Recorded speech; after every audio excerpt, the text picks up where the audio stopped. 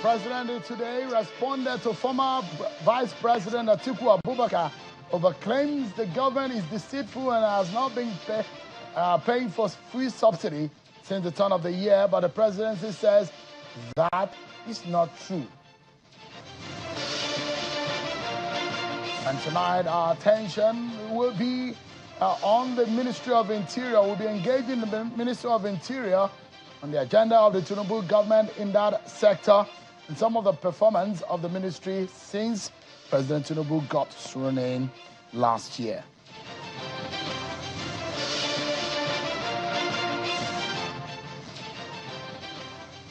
Hello, everyone. Welcome to the program. This is Politics Today, live on Channels Television. I'm Sean Wakimalo here in Abuja. Before we get talking about our major conversation tonight, let's tell you what is being a back and forth between the former vice president and the presidency. The presidency has debunked claims running the rounds that it's making provisions to pay a sum of 5.4 trillion naira for fuel subsidies since 2024. The People's Democratic Party candidate in the 2023 presidential election and former Vice President Atiku Abubakar had said that the President Tinubu government should stop what he claims is a deceit of Nigerians about his administration's true position on petrol subsidy. He says, contrary to Tinubu's public posturing about petrol subsidy removal, the administration had been secretly paying trillions of naira for petrol subsidy. According to him, subsidy payment under Tinubu's watch is likely to hit 5.4 trillion naira this year alone. However, a statement signed by the special advisor to the president on information and strategy, that's Mr. Bayo Onanuga, earlier today reiterated that the era of fuel subsidy had ended. He says, quote, the government wants to restate that its position on fuel subsidy has not changed from what President Bola Ahmed Tinubu declared the 29th of May 2023. The fuel subsidy regime has ended. There is no 5.4 trillion being provisioned for it in 2024 as being widely speculated and discussed. That's the end of that statement, according to Mr. Bayo Onanuga. All right, tonight our attention is going to be on so many issues, but all of those are domiciled under the Ministry of Interior. So when you hear the Ministry of Interior, it's not only getting public holiday notices that it stands for. There are different parastatal and agencies under that ministry, which includes the Immigration Service, the Fire Service, the NSCDC, and the Correctional Centers, and a few other stuff that are embedded in there. But since the President Bola Tinubu got into office, what are the agenda? What are the plans? What are they doing? The minister will be talking to us tonight on the program. For those of you who want to get your international passport, whether you are home or abroad, and those of you who think that there are some services that you get as a, we see some foreign citizens getting back into their country, either in the UK or the United States, and they go easily into their country. Can we have that kind of experience in Nigeria? We'll be hearing from the minister whether or not that is possible on Nigerian soil. What about our porous borders? How are we going to safeguard it? A whole lot that we'll be getting answers tonight. We'll be asking those critical questions right here on the program. But first, let's serve you with some of your political roundup stories.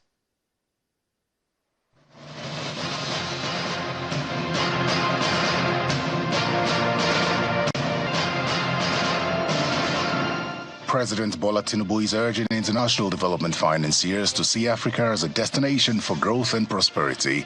He was speaking at a meeting with a delegation of the International Finance Corporation, a member of the World Bank Group, led by its managing director, Mr. Makta Diop. President Tinubu asked global financiers to consider more strategic investments in agriculture, infrastructure, research and development on the continent.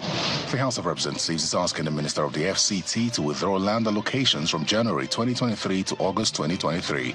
According to the lawmakers, there was no FCT minister in office from May to August 2023. The House also resolved to investigate alleged fraudulent allocations within the period. Meanwhile, there was mild drama in the House when a lawmaker drew attention of the House to a solidarity visit by some lawmakers to the Rivers State Governor.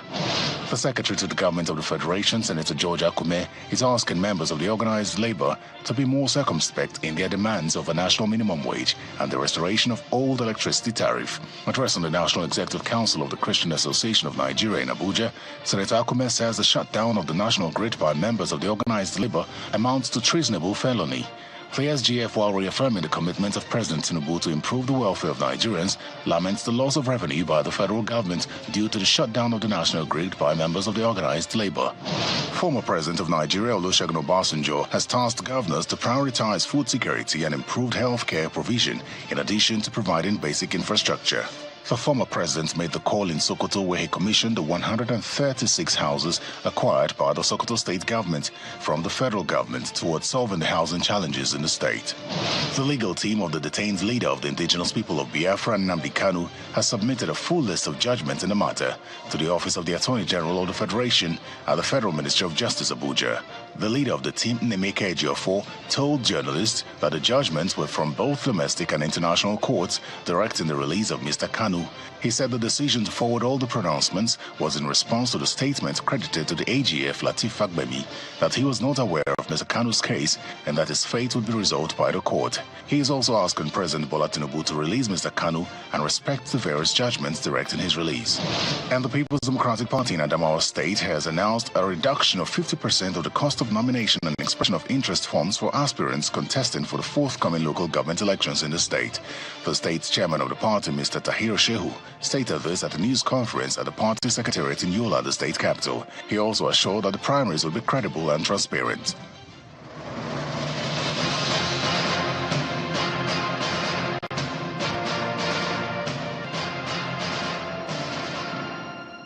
Thank you so much, everyone. And there you have it. You've been served with your political roundup story. So let's get to our major conversation tonight, everyone. Attention is on the Ministry of Interior as we continue to assess some of the performance of the Tinubu government in the last 1 year. We've been having engagement, Minister of Finance, the Minister of Labor, and series of issues that we have also taken up as far as the FCT ministry is also concerned. But tonight, we shall be speaking with the Minister of Interior, Honorable Olubunmi Tunji-Ojo, who is our guest tonight on the program. Thank you so much, Honorable Minister, for joining us tonight. Thank you, Sean, for having me. The last time you were talking about some promises that you had made to Nigerians, but there are those also who complain in your ministry about long years of no promotion, redundancy, and all what have you. How are you tackling that kind of internal issues? In fact, there are those who are saying that how long has it been that people have not been retrained?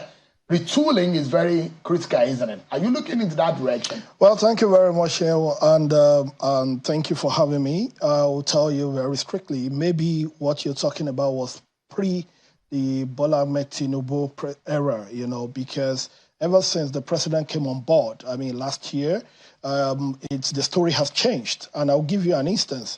When we came on board, we realized that what we used to have was this national promotion, like people being promoted maybe in 2024 and say it takes effect from 2023, So, and we looked at the record that since the inception of the board, which is responsible for promotion, recruitment, and discipline, I mean, which was in 1986, never had we had a promotion exercise for that particular year completed within that year. And last year, I tell you, for the first time, we broke that jinx, to the glory of God, people were promoted. And not just that people were promoted. I tell you that so many people, when we came on board, were on the same grade. They were stagnated in their careers, for like 6, 7, some 8, some even 9 years.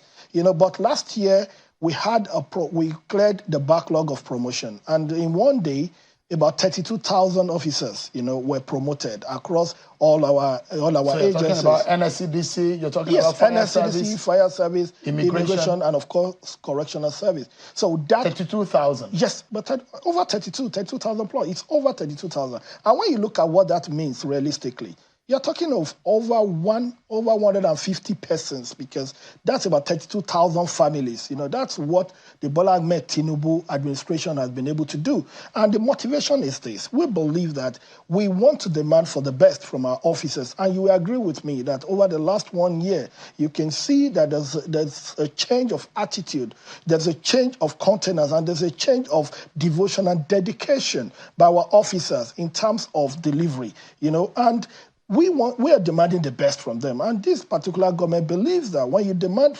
from people to give the best, you must also motivate and encourage them. And but Minister, where my major fear, those who, especially in the NSCDC, immigration, correctional services, are the hazard of the job, which put their lives in danger, whether these people even have insurance at all. No, I will tell you something, Sheon. I told you, you see, this is a government with a human face. Let us get this. In the Ministry of Interior, I'll tell you what has happened.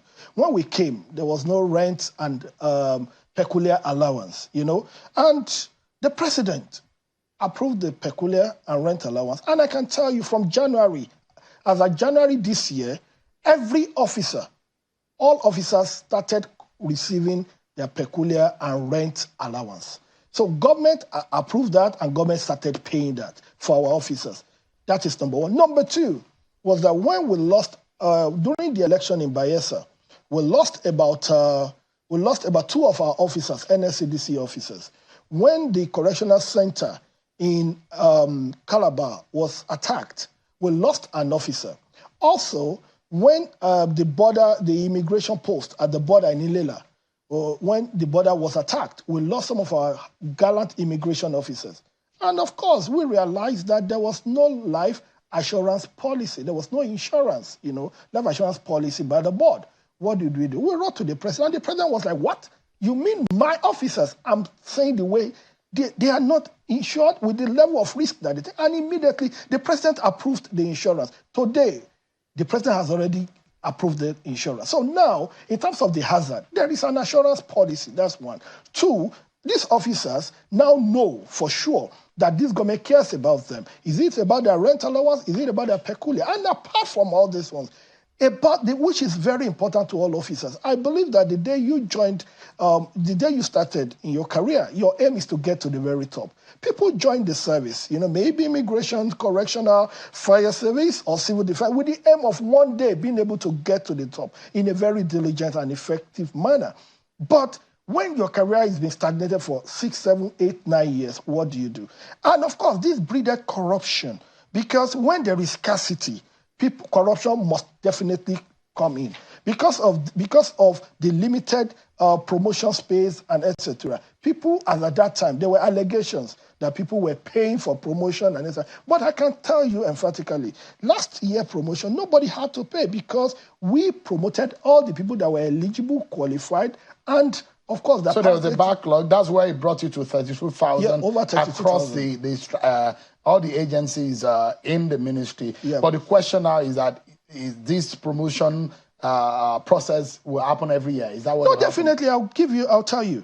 We have already started the process for 2024, and we are hoping that by the grace of God, by October, we should be done with the promotion of 2024, because let's call a spade a spade. Like, if it's your own private company, will you allow things to go like that? Will you demotivate officers, workers of your own private company that you need them to be at their best to be able to take you to that level? So we believe that it's not a privilege that for an officer who is qualified, who has passed the exams, and who has met all the criteria, it's not a privilege to be promoted. It's a right of these officers, and this is what the Bola Ahmed Tinubu administration has been able to do. That is concerning, though, is that under your ministry, there are allegations of a fraudulent recruitment that has been done and nobody knows, shrouded in secrecy. Have you recruited? Has the recruitment been open to the public? We saw in Nigeria in the past where people went for immigration recruitment process, and some people slumped, some people had to in a congested area. Has there been an open process to the recruitment process? Can I tell you something? I will appreciate if we as a government were evaluated based on May 29, 2023, events of May 29, 2023 till date. One, we haven't done any recruitment. The only one that we have started is the fire service. And we've been very, very open to Nigerians. As it started? Yes, it was people applied online. The shortlisting process, the board is presently going through that process. But is it over now? How? The recruitment no, the application. Not. The application is over. Is it online that anyone can Of course, it was published in newspapers. It was the whole thing was published in newspapers. It was online. People apply. Nigerians will bear us witness. We did that in a very transparent way. It's transparent enough. Yes, definitely, because the aim for us is that Nigeria is a country, land of opportunities for the weakest and for the strongest. And we believe that the child of a nobody should be able to have an opportunity by Nigeria to be somebody even without the intervention of anybody. Is that the promise you are making to Nigerians? That is the promise going forward, because making. What we have seen, Minister, under immigration service, it was a sad scenario that happened. And I like not to call names of what happened in the past, when Nigerians were treated like animals. See, let me tell you this. Whether Nigerians can be treated to a transparent process of recruitment, that's a big question. Let me tell you this, all right? I told you, don't judge us by what you hear. Judge us by what you see. We have started the process. The advert was in the papers. People applied online. There is a shortlisting process. There will be exams, there will be interviews, and people will have opportunity. We know where we started from. And we understand that a government will always be evaluated by how the weakest is treated. And the weakest in this scenario is somebody who has nobody to place that call. So for us, this is a government of the people. This is a government that is built on the premise of renewed hope. So what you are talking about is not, you're referring to whatever might have happened. I don't know, and I don't, because but you're promising us that under your leadership, nothing will be secret in terms of recruitment. The average citizen will have access. Because there's no room for secrecy. There shouldn't be. Let me take you, Minister, to the immigration. And passport has always been, and the administration of that has always been an issue. And you have made promises, albeit a lot of the changes that you promised here on the program, you have told us how you will transform things, and a lot of people still have their complaints here and there. But give us an update on the ease of getting the passport. How far have you gone? You've made some promises. How far have you come with those promises that you made? Well, when you say some people have complaints, of course, that is life. But the bottom line, it's about doing what we think is right, in the interest of Nigeria. That's what Mr. President keeps telling us. He tells us three things, and I will tell you. These three things every day before I go to bed rings in my head. Number one, always, a good solution is not good enough for Nigeria. Always get the best solution, because Nigerians deserve nothing but the best. That is number one. Number two thing that he normally tells us is for us to know that in anything we want to do, Nigeria first, Nigeria second, Nigeria always. That is number two. And number three is the fact that in taking whatever decision we want to take, we must think about the institution. Because the institution of Nigeria will outlive each and every one of us. These are three things that I've always picked from him. And I will tell you, when it comes to the issue of the passport administration, what did we inherit? That's what we should talk about. When I came on board, there was a backlog of 204,000 passports backlog. Today, we do not have a single backlog. In fact, I'm saying it officially now. I'm pleading that Nigerians that have applied for their passports should please go and collect their passports. Why? Because we have about 97,000 passports now across Nigeria that has been printed that we're waiting for people to come and collect. Now, from the era when we had 204,000,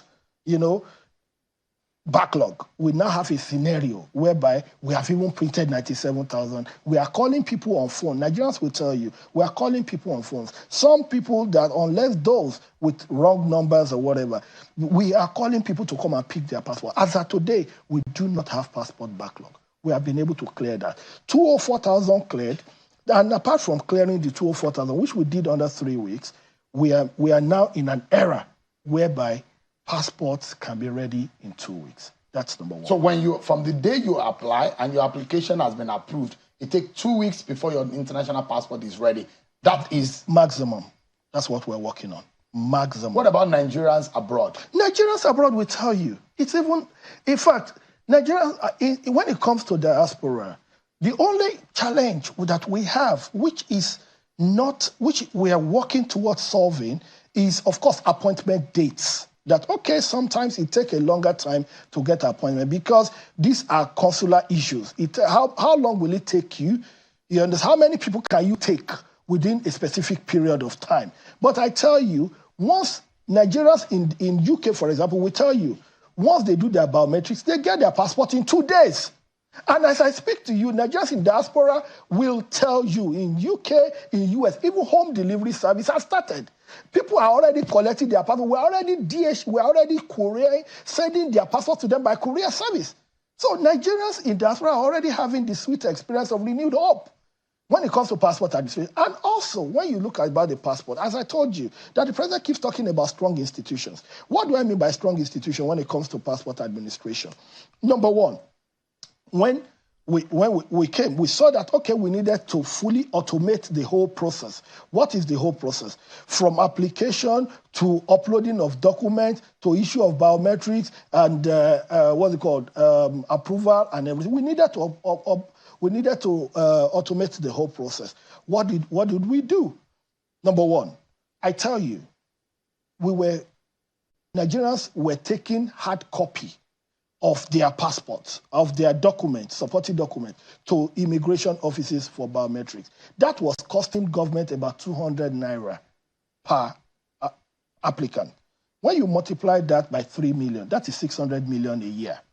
What did we do? We made sure that, okay, by allowing Nigerians to be able to upload their passport photographs, by allowing Nigerians to be able to upload their supporting documents, we say we have succeeded in saving government of 600 million naira annually in what Nigerians can do by themselves. That is prudency, and that is efficiency. Now, we went ahead to issue of the biometric solution, building our data center. The contactless biometric we promised would have gone live. We finished the solution. The solution was ready. But what was the problem? There was no data center. We were leveraging all along. We've been leveraging on of one of our service providers. They've been very magnanimous, helping us with our data center, helping us to store data. And we thought that Nigerian Immigration Service deals with biometric data of Nigerians. Government must be in control, in charge, totally of its data. What did we do? The issue of the data center was what we did. And today, if you get to NIS headquarters, I tell you, we have a tier 4 1.4 petabyte data center that is there today. What is left for us is to do what we call our data migration. Then the contactless passport application process can start. So what we are saying is that it's an end-to-end solution. So when you look at the whole passport administration process, you will know that the era of waiting is gone. The era of delay is gone. The era of inefficiency and scarcity is gone. Can anyone get emergency passport? Can you apply for emergency passport if you need one?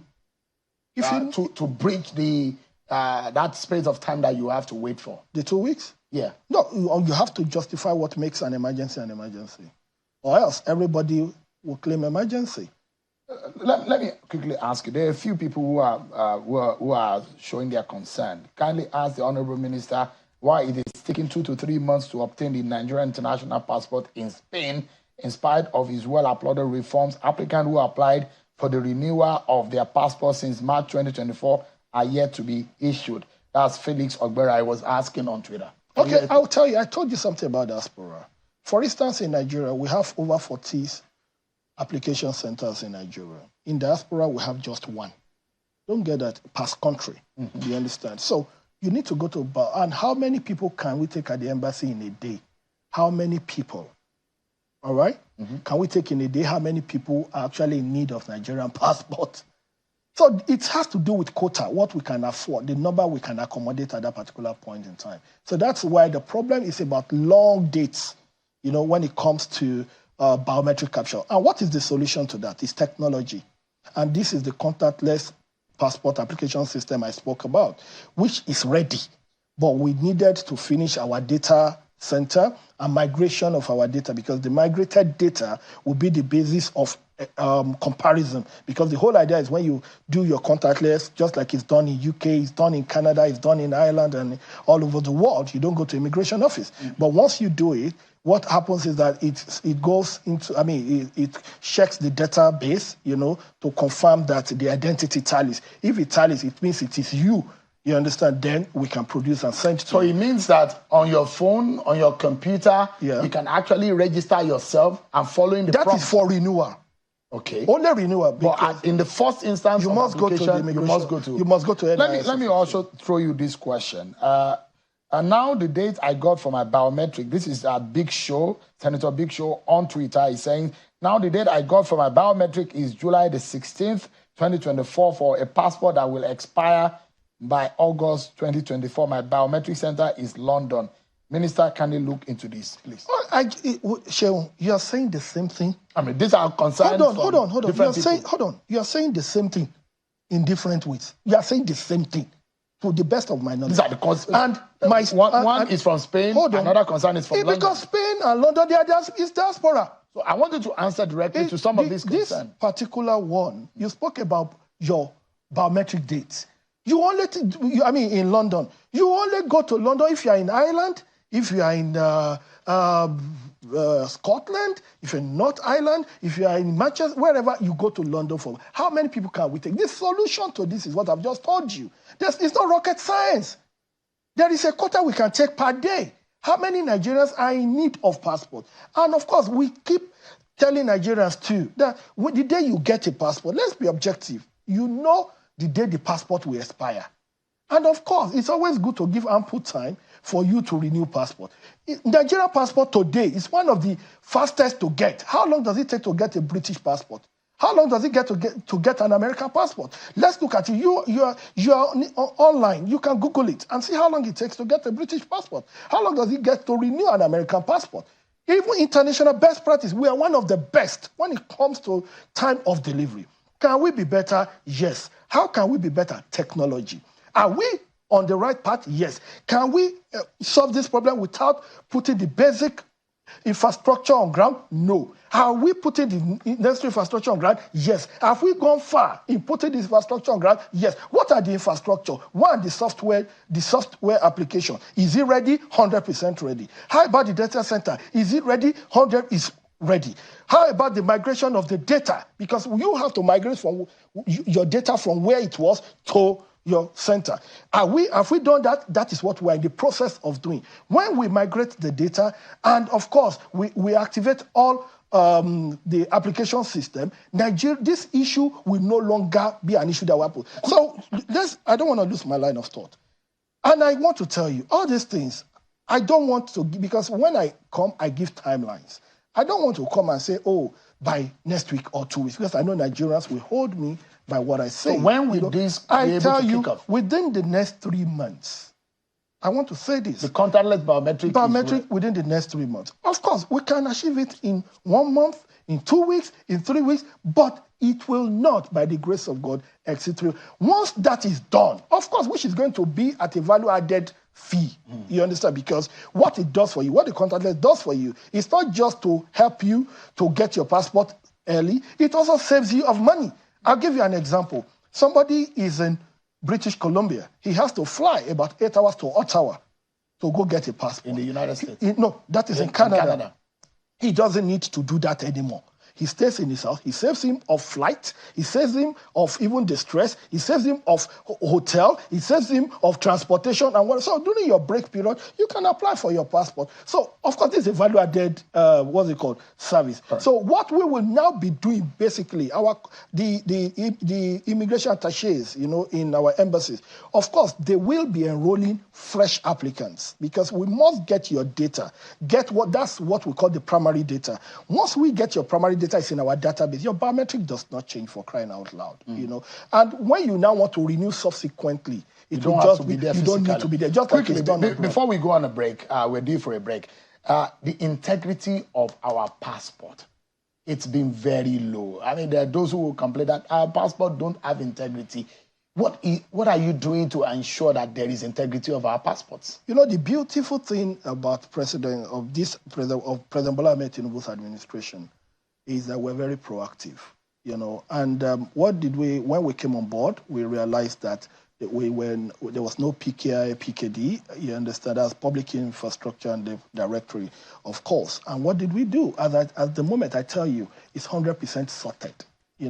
Now, our passport, because before, the security of our passport was questionable, before this government came on board. What do I mean by security of our passport? Like there's something you call the key, that you... It's an embedded chip. No, the chip has always been there. Okay. The chip has your personal data and etc. So every country has a PKI, like a signature of the country that goes to authenticate the passport, that, okay, this is from Nigeria, and of course it's uploaded into the directory, which is Ikoyi. It's a global worldwide thing, you understand? We didn't have that. We were not there. We were not compliant, so we had e-passport, but it was E or not E, it wasn't it was not there. It was not compliant in line with Ikoyi standard. But what have we done?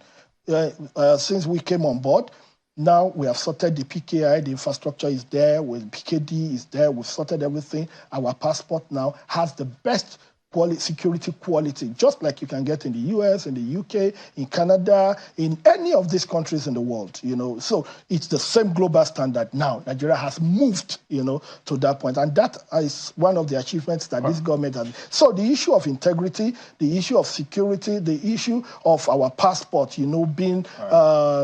and very soon, I believe that when Henley's passport index list is released, you will see the improvements in terms of our passport ranking and rating. Let's take a breather. There are those who are talking about, asking questions about hidden charges in London, administrative charges, which is beyond the surface charge. I'd like you to respond to that. And also, we're saying something relating to the e-gate, which we're seeing in the news, how Nigerians can come into the country. When they are returning into the country, they don't have to wait any longer. We'll be getting explanation on how that will happen, plus issues of border control. We have porous borders across this country. There are jailbreaks and vulnerable correctional facilities across the country. What is this man, the Minister of Interior, doing about it under this last 1 year of the Tinubu administration? We'll be hearing more after this break, everyone. Let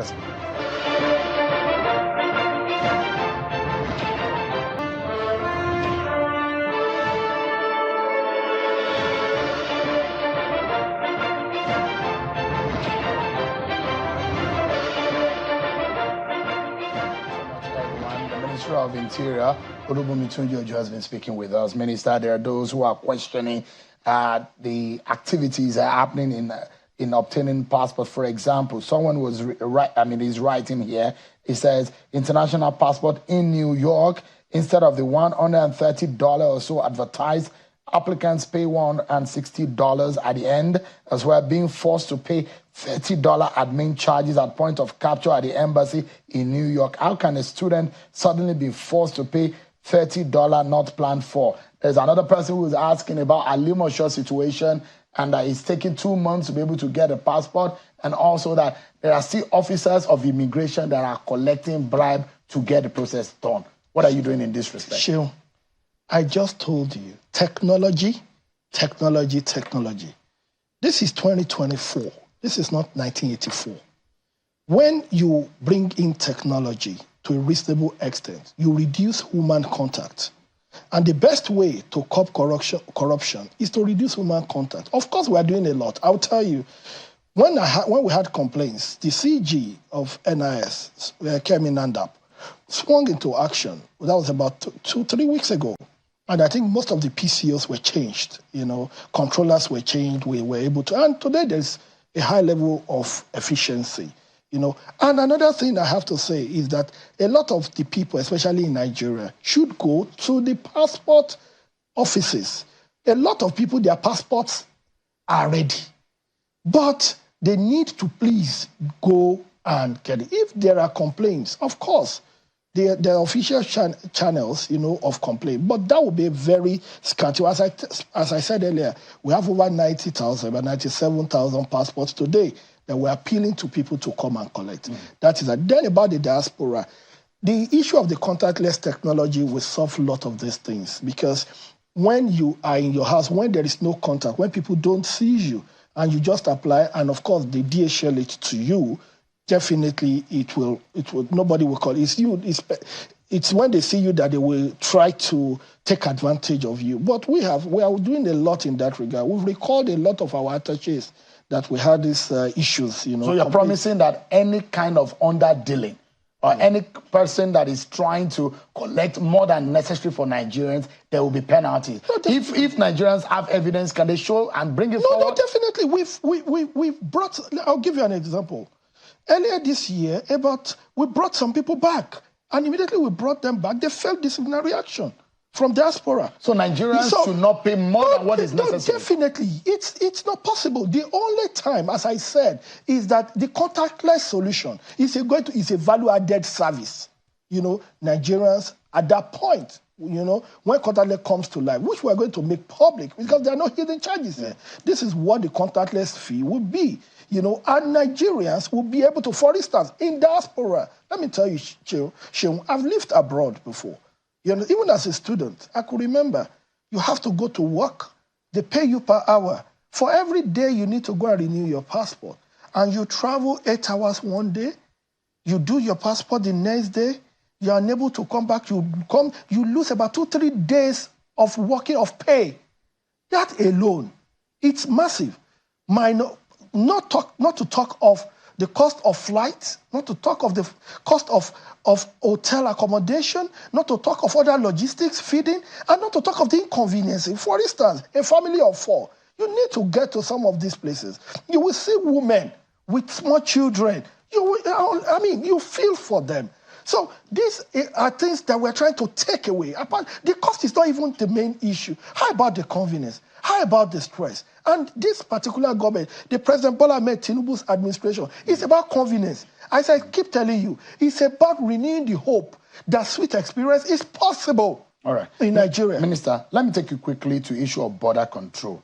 And we've been hearing about e-gate and how you want to monitor both air and land and the sea borders.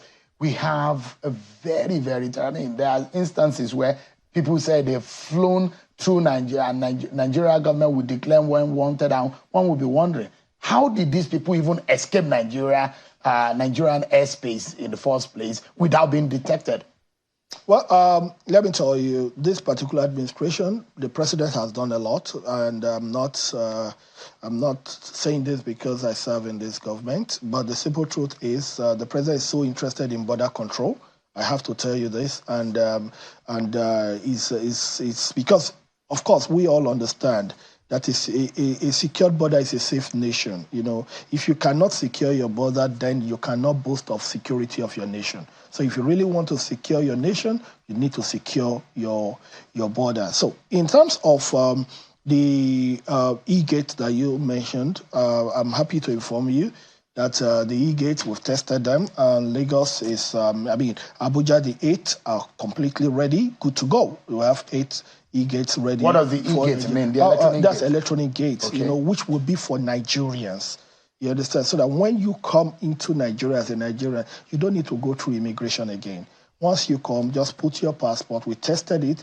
You just put your passport. When you put your passport, we tested it. It took 24 seconds. You You look at it, captures your biometric, it registers you in our system that you're already in, just like what you see in JFK, like what you see in Heathrow and other airports, and you enter Nigeria and you move. If you're a person of interest, immediately you put it, because it's integrated with the Interpol, what's it called, I-247, so there is even the MIDAS solution, there's a handshake, like an API. So what it does basically is that it makes life more convenient for Nigerians, comfortable. Nigerians are more comfortable. At the end of the day, it also enhances our security.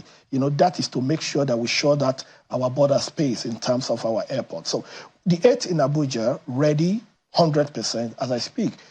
Terminal 2 in Lagos, 8, ready 100% as I speak. The D wing in Lagos is going to have 4, and the 4 is at 90% now. By this weekend, the D wing is completed 100%. The E wing, we all understand, is going through renovation at the moment, which is going to have 8. Then, of course, the private wing, we have 1, Then, obviously, the Kano has 4 gates, Enugu has 4 gates, and Port Harcourt 4 gates. All these gates are on ground.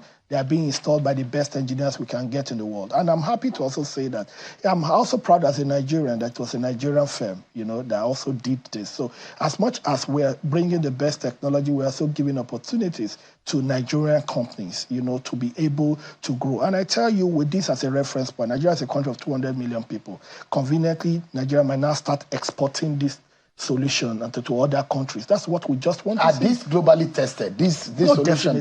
Definitely. They're globally tested. The solution provider, I don't want to mention their name because I don't want to advertise on your show, but it's global. You can advertise. So, but we'll charge you for it. It's one of the best you can get. Not one of them, it's like the best. I told you at the beginning of this show, one of the 3 things the president told us, a good solution is not good enough for Nigeria. Always look for the best because Nigerians deserve nothing but the best. So you found the best. We got the best solution. And I tell you, the e-gates are ready. And of course, you need to see the command and control center. And I'm happy to say this on air, IATA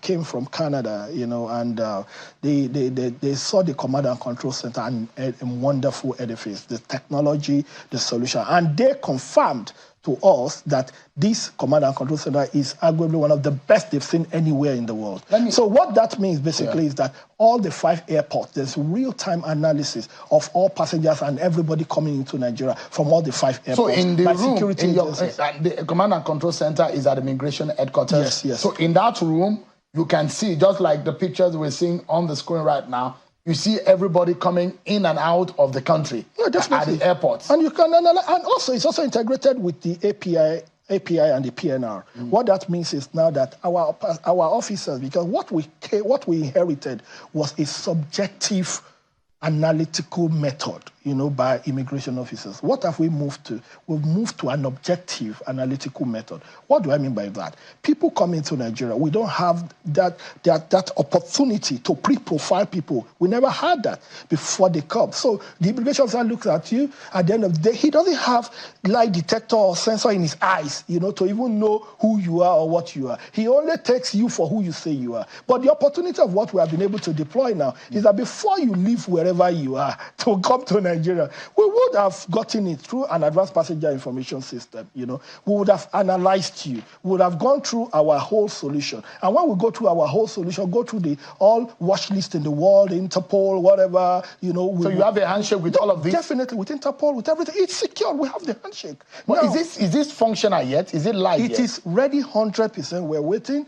By the grace of God, the president, we're waiting for it because it's a massive project. It's one of the, I think it's the first, if not, I think it's arguably the first interactive API in Africa.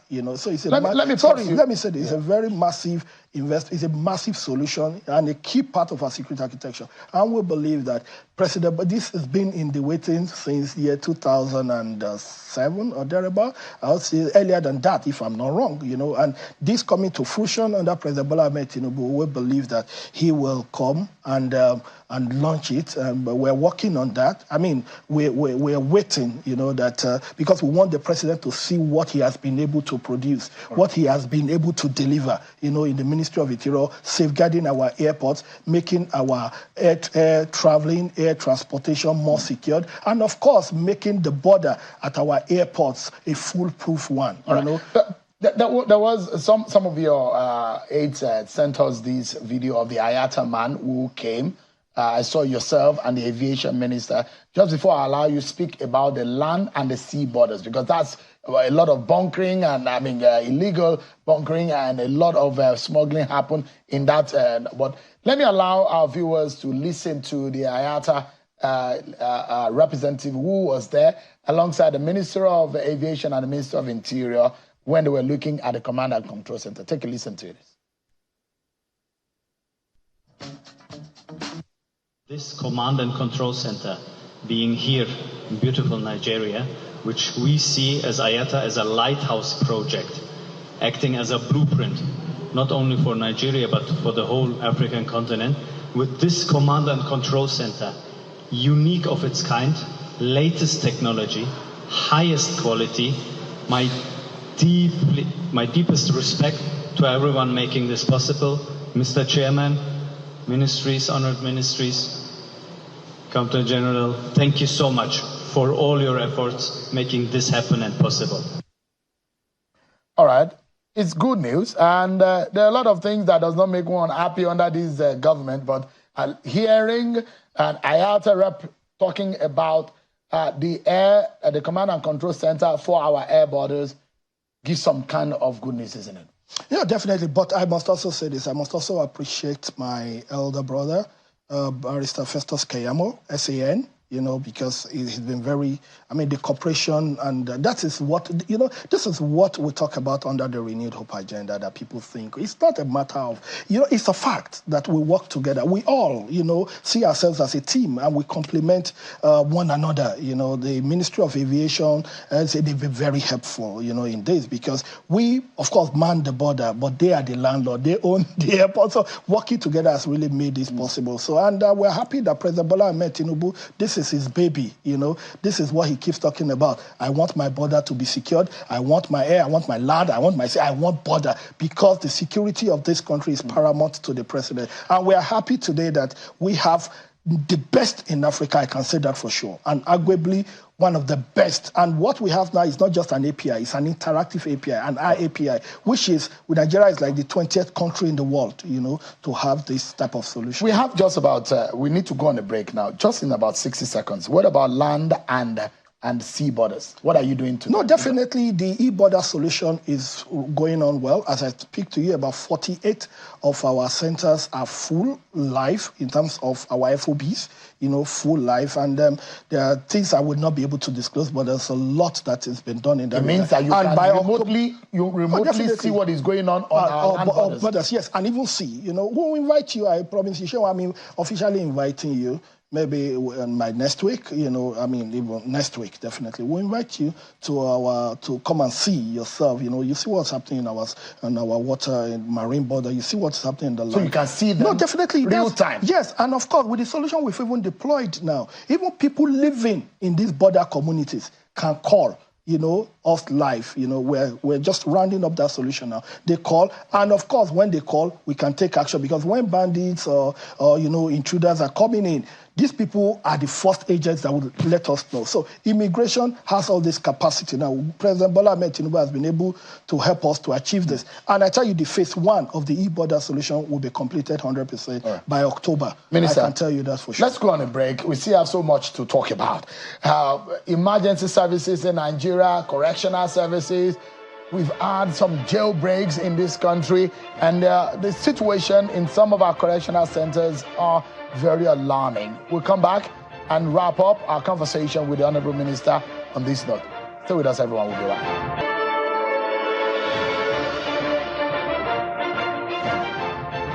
Thank you so much, everyone. Let's get back to the conversation. I'm seeing a whole lot of questions. The Minister is here of Interior. People with disabilities are talking whether or not you allow, there will be ease for them also to be accommodated in these passports, e-gate, and all what have you. Are you considering people with some form of disability? Definitely. Not considering them is violation of the law. So definitely, you're making whatever solution we deploy, of course, there are provisions for people with disability, or else you'll be breaking the law. And this let me take it quickly because we don't have the time again. Correctional services, there are a lot. I mean, when you talked about the issue of those who are awaiting trial and you are going to raise about 500 million or so to be able to decongest the prisons, there are a lot of eyebrows raised about that. But you explained that this is not government money. These are partners who are helping to decongest and do some legal aid assistance to those who need those to be left out of prison. So tell us about correctional, because one of the major problems that we see is jailbreak and the deteriorating state of our correctional centers. Well, very quickly, I'll tell you this very clearly. We've done a lot in correctional service, and Mr. President has achieved a lot in this regard. First thing we did was we looked at our record when we came on board. We had over 80,000 inmates, and we went through the system and checked those that were in prison, in correctionals, for petty offenses, and we saw over 4,000, which was 5%, about 4,068 to be precise. And what did we do? We reached out, we calculated the whole fine was about 585 million naira. And we reached out to the private sector. We were able to raise over 600 million, of which we were able to pay off the 585 million. We were able to now do psychological evaluation, training, and stuff like that, and to give them stipend, when they were leaving. So we're able to decongest our correctional centers by 5%. Decongesting it by 5%, what does that mean in terms of naira and kobo? That means that we were able to save government of average of about 1.1 billion per annum, in terms of feeding, not to talk of clothing, not to talk of medicals and other things in the correctional center. That is about one thing that we're able to do. And after that led us to what we now call the inmate audit, which is what we're doing now. We're about starting that now. Inmate audit is such we want to go to all the 256 correctional centers that we have, to be able to do head count and look at everybody, look at their records, look at what they have. Then we will clearly know those that have no business being there, because maybe there are some people that somebody just locked them, whatever. So we're trying to sanitize the whole process. As I said, we will be tested by how the weakest in this society is treated. And that is something we hold very dearly. And also in the correctional center, there are a lot of innovations that we're doing to our correctional centers. Go to Kuje and see what we have done. We've renovated over 10 correctional centers under this administration. Another 10 is actually about starting now, which includes Kirikiri and some other ones. But go to Kuje, you see the magic that we have done in Kuje. The pictures are actually, and of course, I have to say this, we are also thinking, spoke about jailbreak. Under this administration, we've not had a single jail attack. What we had was force majeure, which was Suleja, because that particular prison correctional center was built in 1914. That's about 110 years old. President Tinubu was not president 110 years ago. He inherited 256 correctional centers that needed attention. There's no way he would have completely overhauled it in 1 year. And also, I must talk about urbanization. Because we realize that, look at Suleja, for example. The Suleja Correctional Center that came down is only 7 meters away, from the next house, instead of what the law says, which is a buffer space of 100 meters. So urbanization has eaten deep. Minister, look at what happened in Ikoyi, for example. Look at Ikoyi Correctional Center sharing a fence with the Correctional Center. What's Correctional Center doing in Ikoyi? So this administration is looking at being able to initiate the process of possibly relocating some of these correctional centers. We're totally out of time, Minister. We still have the fire service, we have the NSCDC, but unfortunately, and honestly speaking, Mr. President has done a lot in the fire service.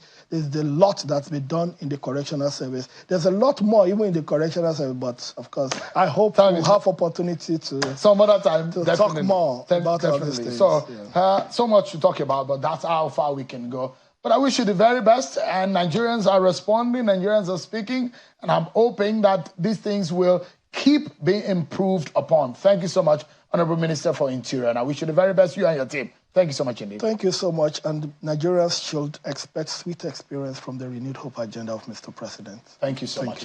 But that's our show for tonight, everyone. Many thanks for watching. I'm Sean Kimbalwe. God bless Nigeria.